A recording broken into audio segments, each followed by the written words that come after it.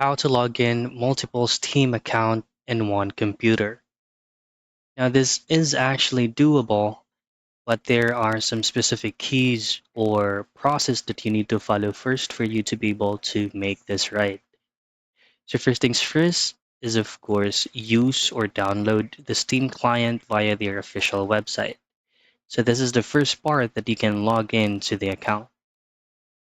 Now, the second account can be logged in using a web browser as long as you haven't attempted or you haven't logged in ever since on that browser. However, if you already logged in your Steam account using like Google Chrome, you won't be able to do this again. The alternative way of doing this to log in to a different account is via using maybe a different browser like Brave, Firefox, or any available browser out there. So those are the things that you can do for you to be able to log in into multiple Steam accounts in one computer.